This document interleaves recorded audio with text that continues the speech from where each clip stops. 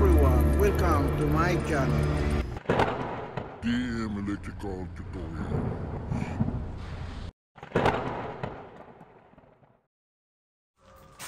Finally, dumating na rin yung order ko na i-buff purge flow sa aking Mitsubishi Lancer. Canister valve flow. So, lagi nag-engine fault. Sabi ng mechanic, hindi naman daw masyadong critical problem. Pero, kailangan din yun mapalitan. Ito ang posisyon niya eh. Ito yung galing sa tangke, ito yung output. So ngayon, normal close. Titistingin natin sa battery kung okay, kung gagana. At bukas, ikakabit ko, papakita ko kung saan ang location ng ito, purge flow. Sana it's fit yung connection saka ito, yung mga hose niya. So, titistingin ko muna kung gagana. Positive, tatap lang natin siya dito, yung hose. Yan. Negative. Ito, ikakwa lang natin yan, pag ganyan. Testing lang. Tapos, ibulo natin, yan o, barado, kwan, naka-close siya, yung valve. Close. So, susuplayan natin, saka i-blow. Okay.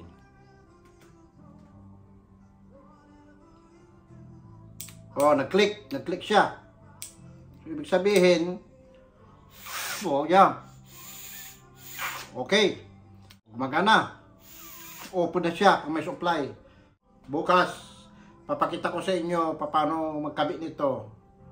Kung saan ang location. Yan ang importante. Madali lang na magkabit kasi saksak yan. Saka yung hose dito galing sa tangke at saka ito papunta sa engine.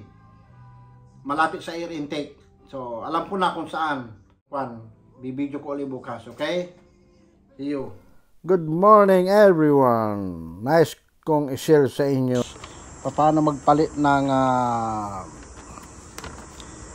i-buff system in correct purge flow.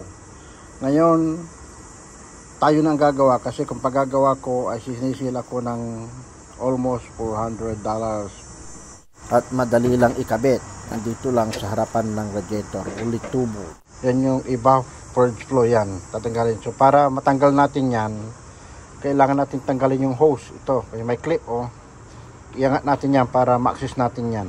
Okay, hindi na natin kailangan disconnect ang battery kasi dyan lang naman. Unang tanggalin natin ating ito ay tanggalin natin to para lumuwag ang space natin. Sinusungkit lang yan.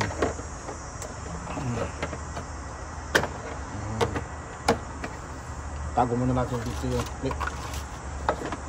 Lagi yung may space tayo. Yan. Yan, para magkaroon tayo ng space dito. Saka ito, tanggalin natin to para may dukot natin yan kasi nakaharang tong hose. May clip siya, so kailangan natin ang wala akong channel lock. So, ito na lang gagamitin ko para makompress to. At maiurong yung itong clamp. Yan. Yun. Okay. Para direct sa gabal. Tanggalin natin yung hose. So, alam ko, tutulo ang coolant. Pero mayroon naman tayong coolant na pamalit. Hugutin natin tong hose. Yan. Ganyan lang. Twist. Tutulang tubig, di bali palitan natin. Oh, tumulo. Green pa Pero di bale, ilagay lang natin yan dito. Ipit natin. Ito yung tatanggalin natin guys. Ito. Tanggalin muna natin yung connection. Tatanggalin muna natin ito. Itong clip. Connector. Yan, ganyan. Yan. Pinipigay siya dito sa ganyan. Ganitong posisyon. Kailangan yung star na screw, see? So, meron akong one set pero okay na lang. Mas maganda kung ratchet, mas madali. Yun. Okay, ayoko masira yung hose. Yun, parehas. Yes. Ito yung dito, yung hose galing sa tangke, ito yung papasok sa loob. Yan yung salpak. Yun, parehas. Yes, parehas ng connector din. So, kasave tayo, $30 lang to tayo. $30 lang to plus delivery, so 35. Nung tumawag ako sa auto spot, sabi nila 75 plus tax, so 100 na. Plus labor sa mechanic, magkano na? Pagagawa ko sa mechanic, sabi nila $400 daw. Alright, kabit na natin.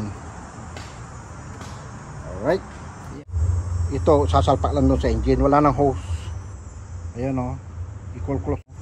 Yan, yun o, susulpok lang yun. So isa lang ang hose, yung galing sa tangke. Papasok na yun sa, salpak ko muna yung hose dito, saka natin kabit yung ano. Yan, buti din nasira. Salpak muna natin to, paikot lang twist sa loob. Yan, yun, ayos na. Yes, save money, save for hand. Naayos ko sa halagang $35 only. Yeah, done. 2 tornilyo lang. Ay, thank you Lord. Okay, i-upload ko to sa YouTube para yung mga ibang tao na gusto nilang malaman kung saan location nito, kaya nilang gawin. Okay. First flow na binili ko para sa 2008 to 2000 hanggang brand new. Same location, okay? Sa tapat ng air intake. Next one, balik natin yung clip dito. Then, ano ba yung tinanggal ko dito? Itong hose. Balik na natin. Yeah, wiggle. Yan. Tapos pinipiga to kasi ito matigas. Yun, luwa ko rin. Yan, ayos, balik ko na rin. Ang importante dyan, alam nyo kung saan location, okay? Ibabaw lang. Kurang ko.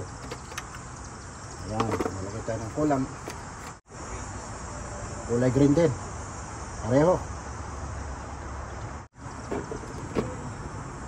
All vehicles, makes, models and years, so walang problema to.